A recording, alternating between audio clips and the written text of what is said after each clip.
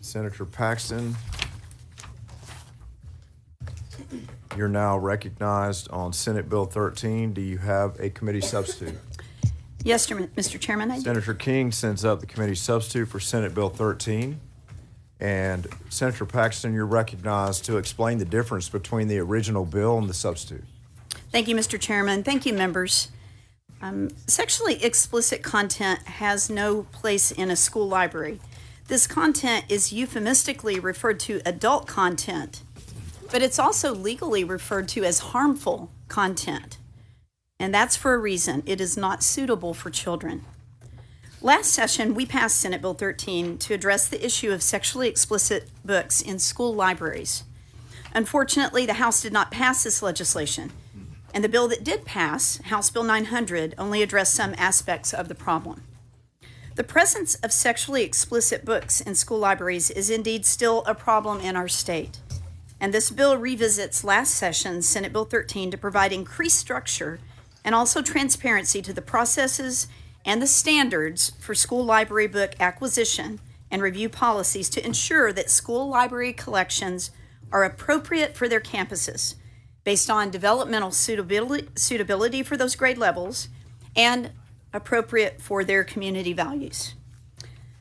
Senate Bill 13 prohibits school libraries from containing content that meets the Federal Communications Commission definition of indecent content, which is the standard upheld by the Supreme Court for content that can be regulated between 6 a.m. and 10 p.m. These are the hours in which children may reasonably be in the audience. Members, if this content ought not be on TV or radio when there is a reasonable risk of children being in the audience, then this content should certainly not be in school libraries where children are the exclusive audience. Senate Bill 13 creates district-level local school library advisory councils consisting of parents, educators, and local community members to make recommendations to the school board regarding whether to purchase library materials that are proposed to be added to a school library collection. Materials may only be purchased after a school board has approved them. In other words, approval precedes acquisition. Councils will review library materials that have been challenged for possible removal from the school library collection through the challenge process prescribed by the bill. These councils are modeled after the School Health Advisory Councils, or SHACs, which provide local oversight in selecting a school district's health curriculum. And this was done and has been effective in ensuring that these materials meet state standards, but that they also reflect local values, principles at the heart of Senate Bill 13. Challenged books undergoing a review must be removed from access until the conclusion of the review, and only returned when they have been determined to be appropriate. On theme with the parental rights and education bills that we have heard today, Senate Bill 13 also clarifies parental rights with respect to school libraries.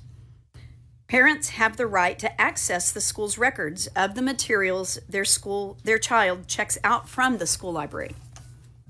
Parents must be able to access their child's library checkout records through the system or portal used by their child's district, if the district uses one. And Senate Bill 13 requires parental access to the school's library catalog, and that parents may submit to their child's school a list of library materials that their child is not allowed to check out.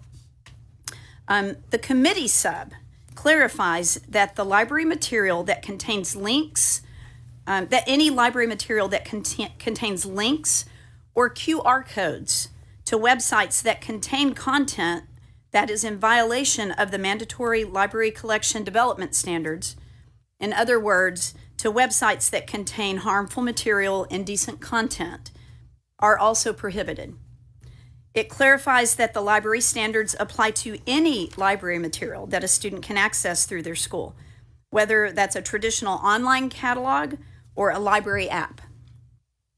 It clarifies that the exception for a library material not needing to be approved for acquisition if it has been previously approved only applies if the additional copies that are being considered have the same ISBN. In other words, they are actually the same edition, so it's not something that has changed from what was already approved. And it provides a 2-year limit on re-challenging the same title to prevent infinite repeated reviews of the same title. Members, no child should pick up a book in their school library, of all places, and be exposed to inappropriate, harmful material within its pages. These young brains cannot unsee what they see. I appreciate everyone who's here today to protect Texas kids by acknowledging and addressing this troubling issue. I'd like to thank the Lieutenant Governor for prioritizing the issue, and I would like to thank all of my many colleagues who have already demonstrated their support of this bill by joint authoring. Thank you, Mr. Chairman and members, for your consideration of Senate Bill 13. Thank you, Senator Paxton. Members, do you have